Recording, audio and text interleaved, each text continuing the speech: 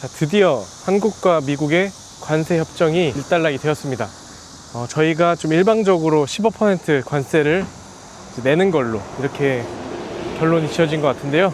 이로 인해서 테슬라가 미국 판매량이 어떻게 변화할지 여러 가지 조건들을 한번 따져보는 시간을 갖도록 해볼게요. 테슬라 입장에서 좀 좋은 점도 있고 나쁜 점도 있는 것 같습니다. 다른 자동차 회사들이 어쩔 수 없이 지금 전체적으로 한 관세 15% 정도 이제 물게 되었는데, 중국 자동차는 거의 수입이 되지 않고 있으니까 일본이나 유럽이나 그 다음에 한국 이렇게 대표적으로 있겠네요.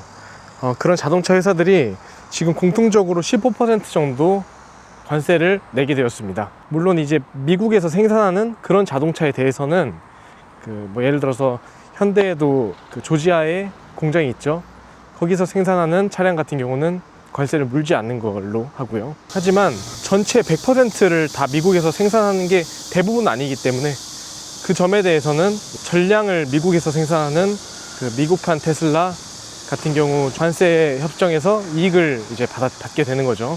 그런데 이제 테슬라도 불리한 점이 있다면은, 자동차는 자국 내에서 생산하지만 그 자국에서 생산하는데 조달하는 부품들이 미국에서 생산되지 않는 것들이 꽤 많이 있답니다. 20-30%의 부품들이 타국에서 수입을 해서 쓰는데, 각종 부품들이 어디서 어떻게 생산되는지 알아봤는데, 이제 전기차 같은 경우는 크게 구동 모터가 있고 배터리가 있고 그 각종 시스템을 제어하는 그런 모듈들이 있고, 배선이나 인포테인먼트 이런 여러 가지 부품들이 있겠죠.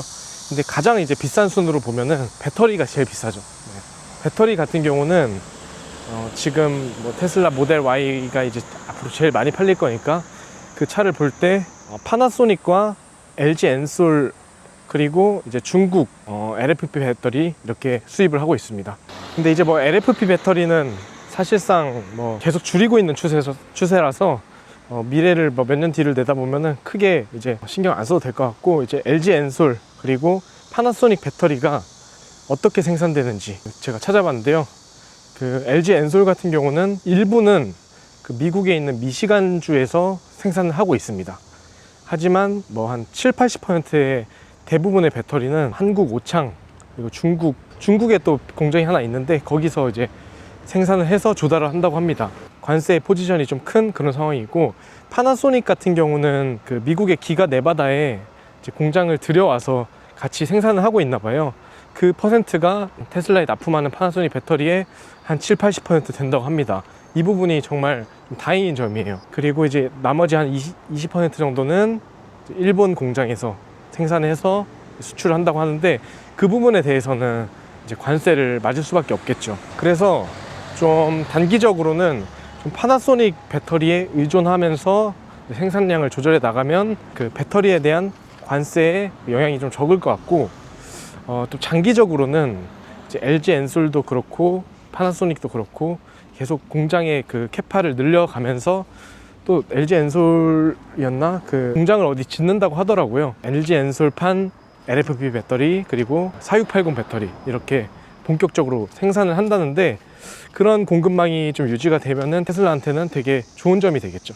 제일 좋은 거는 테슬라가 4680 배터리를 자체 생산하는 건데, 이 부분은 아직 달마다 뉴스가 나오지 않는 걸 보니까 좀 난항을 겪고 있는 것 같습니다. 그런 상황이고, 테슬라의 이제 구동계, 모터나 감속기 그리고 그걸 제어하는 시스템들은 다행히도 대부분 테슬라 자체적으로 생산해서 조달한다고 합니다. 테슬라의 이제 디스플레이 같은 경우는 중국에서도 수출을 했었는데, 중국 의존도를 최대한 낮추고 LG나 삼성 디스플레이 이런 제품들을 써서, 저희 나라가 아무래도 관세가 더 적잖아요. 그래서 관세를 조금이라도 낮추는 그런 목적을 가지고 있는 것 같습니다. 흑연 이런 배터리에 들어가는 그런 원자재 같은 경우도 중국에서 좀 들여오고 있는데, 그런 부분은 당장에 해결이 쉽지는 않을 것 같아요. 원자재는 아무래도 중국이 좀 압도적이니까, 배터리 관련해서는 그 부분은 좀 피해를 볼 수밖에 없는데, 전기차 시장 자체에서는 모두가 그런 걸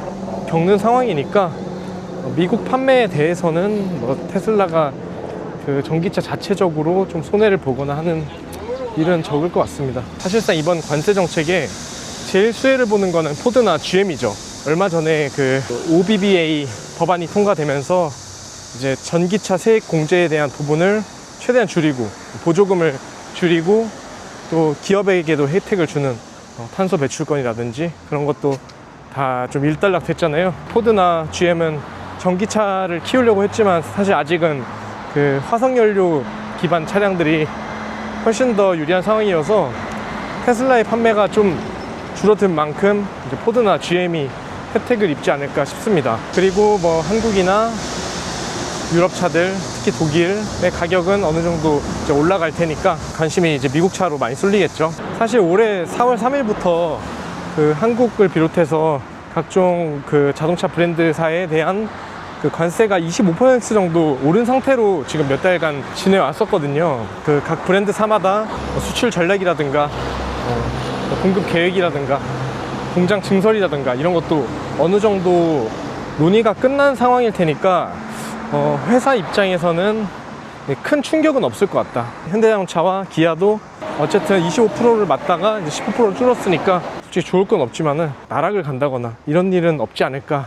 보면은 전기차 시장 자체에서는 테슬라가 아직도 한참 우위인 건 맞습니다. 제가 미국 시장에서만 얘기하는 건데 중국 차는 이제 들어오지도 못하니까 미국 시장 내에서 전기차를 발전시킨다고 하면은 테슬라 말고 솔직히 대체제가 잘 없는 상황이에요.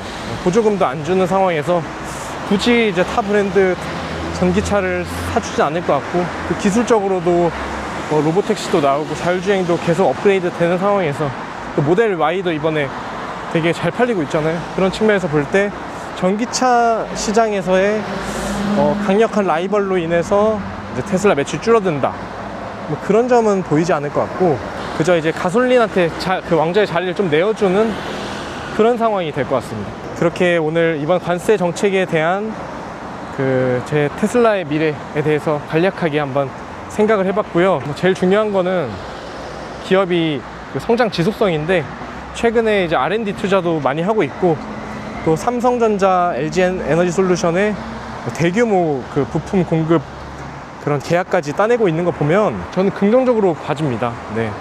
돈이 없고 위기에 직면하면은 구조조정을 하든 공장 생산을 멈추던 그런 안 좋은 폐를 둬야 되는데 그런 게 보이지 않습니다. 급하진 않구나, 일론 머스크가.